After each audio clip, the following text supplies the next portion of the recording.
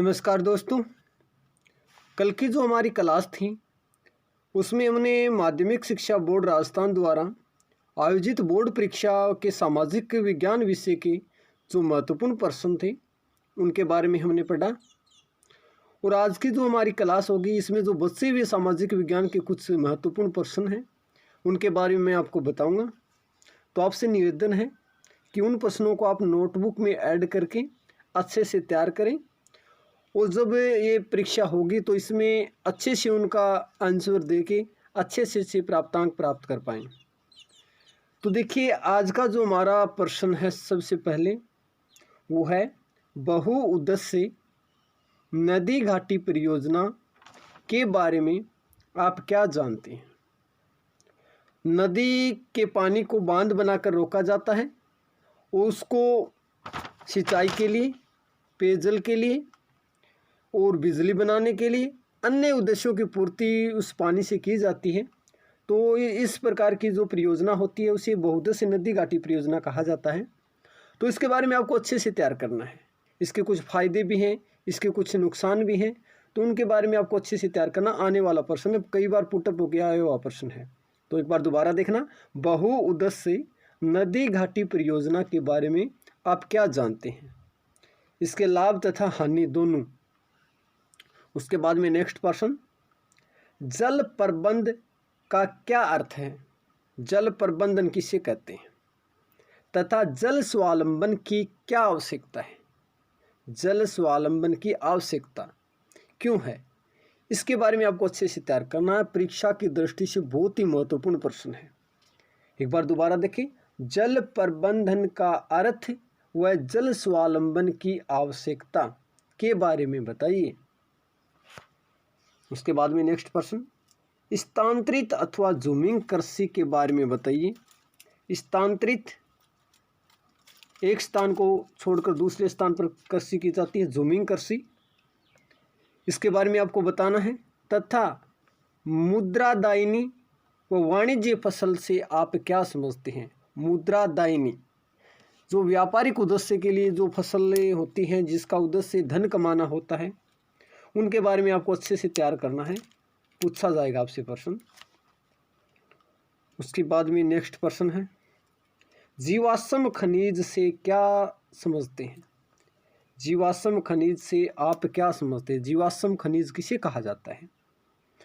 और इसी पाठ में से आपको मानचित्र में जो स्थल पूछे जाएंगे कि खनिजों के जो स्थल हैं उनके बारे में इसी पाठ में से आपसे पूछा जा सकता है, उनके बारे में आप याद करें। नेक्स्ट प्रश्न, सूती वस्त्र उद्योग व सीमेंट उद्योग के बारे में बताइए। सूती वस्त्र उद्योग और सीमेंट उद्योग के बारे में आपको याद करना है। परीक्षा की दृष्टि से बहुत अच्छा प्रश्न है। उसके बाद में नेक्स्ट प्रश्न, संसाधन किसे कहते हैं। संसाधन किसे कहते हैं। जनघनत्व, साक्षरता दर व लिंगानुपात से क्या तात्पर्य है। जनघनत्व किसे कहा जाता है, साक्षरता दर और लिंगानुपात का क्या तात्पर्य है, इसके बारे में आपको याद रखना। किसी एक पर टिप्पणी पूछ सकते हैं कि साक्षरता दर कैसे मापी जाती है, क्या होती है साक्षरता दर, लिंगानुपात क्या होता है, जनघनत्व क्या होता है, इस तीनों में से किसी के बारे में पूछा जा सकता है। और संसाधन किसे कहते हैं, बहुत ही अच्छा प्रश्न है, 2 या 3 नंबर का प्रश्न इसमें से पूछा जा सकता है। उसके बाद है स्वर्णिम चतुर्भुज महाराजमार्ग। स्वर्णिम चतुर्भुज महाराजमार्ग उत्तर से दक्षिण और पूर्व से पश्चिम जो बड़े बड़े नगरों को जोड़ता है महाराजमार्ग, उसके बारे में आपको बताना है कि उत्तर से दक्षिण कहाँ से कहाँ तक है और पूर्व से पश्चिम कहाँ से कहाँ तक है। तो इसके बारे में आपको बताना है, NHAI के तहत ये, इसके बारे में आपको अच्छे से तैयार करना है। उसके बाद में नेक्स्ट प्रश्न है, राजस्थान रोड विजन 2025 क्या है।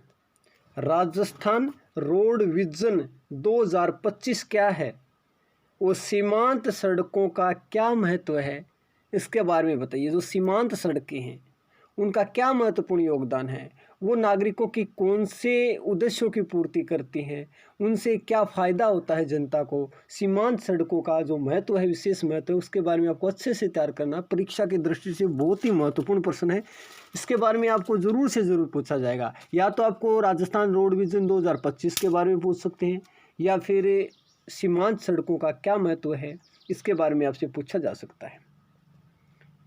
उसके बाद में नेक्स्ट प्रश्न है, राष्ट्रीय आय किसे कहते हैं? राष्ट्रीय आय किसे कहते हैं? आर्थिक नियोजन की अवधारणा को समझिए।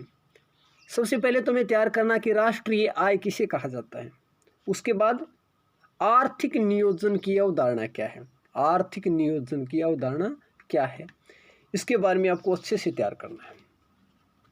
उसके बाद में नेक्स्ट प्रश्न, स्वदेशी की अवधारणा को समझिए। स्वदेशी की जो अवधारणा है, इससे आप क्या समझते हैं, तथा वैश्वीकरण, उदारीकरण व निजीकरण पर टिप्पणी लिखिए। एक बार दोबारा देखना इस प्रश्न को, बहुत ही अच्छा प्रश्न है परीक्षा की दृष्टि से। सबसे पहले तो हमें याद करना है कि स्वदेशी की अवधारणा क्या है, उसके बाद वैश्वीकरण, निजीकरण और उदारीकरण, इन तीनों पे टिप्पणी आपको याद रखनी है कि वैश्वीकरण किसे कहा जाता है, उदारीकरण किसे कहा जाता है व निजीकरण किसे कहा जाता है, इसके बारे में आपको अच्छे से तैयार करना है। उसके बाद नेक्स्ट प्रश्न है, निरपेक्ष व सापेक्ष गरीबी में अंतर बताइए। देखिए, निरपेक्ष गरीबी किसे कहा जाता है तथा सापेक्ष गरीबी किसे कहा जाता है, इसमें आपको अंतर पूछा जा सकता है, या फिर ऐसे पूछा जा सकता है कि सापेक्ष गरीबी का क्या अर्थ है, या फिर निरपेक्ष गरीबी से आप क्या समझते हैं, या इस दोनों में अंतर पूछा जा सकता है। तो आपको इसे अच्छे तरीके से याद रखना है कि निरपेक्ष गरीबी किसे कहा जाता है व सापेक्ष गरीबी किसे कहा जाता है। बहुत अच्छा प्रश्न है। उसके बाद में नेक्स्ट प्रश्न, विमुद्रीकरण क्या है? विमुद्रीकरण, पीछे आपने देखा होगा विमुद्रीकरण नरेंद्र मोदी जी के द्वारा नोटबंदी की गई थी और जो पुराने नोट थे उनको बदलकर नए नोट चलाए गए थे। विमुद्रीकरण, मुद्रा को बदला गया था। तो विमुद्रीकरण क्या है? वस्तु विनिमय प्रणाली को समझिए। विमुद्रीकरण क्या है, उसके साथ साथ आपको वस्तु विनिमय प्रणाली किसे कहा जाता है, इसके बारे में आपको याद करना है। वस्तु विनिमय प्रणाली, इसके बारे में आपको बताना है। उसके बाद में नेक्स्ट प्रश्न है, स्वयं सहायता समूह क्या होते हैं? स्वयं सहायता समूह क्या होते हैं वह अर्थव्यवस्था में मुद्रा की क्या भूमिका है? बहुत ही अच्छा प्रश्न है। देखिए एक बार दोबारा, स्वयं सहायता समूह क्या होते हैं वह अर्थव्यवस्था में मुद्रा की क्या भूमिका है? जो देश की अर्थव्यवस्था है उसमें मुद्रा का क्या महत्वपूर्ण योगदान है, इसके बारे में आपको अच्छे से तैयार करना है।